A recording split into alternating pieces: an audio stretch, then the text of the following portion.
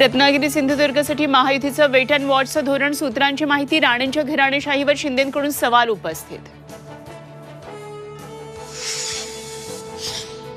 माढा लोकसभेसाठी भाजपकडून damage control, नाराज उत्तमराव जानकरांसोबत फडणवीसांची बैठक, सकारात्मक चर्चा झाल्याची जानकरांची माहिती.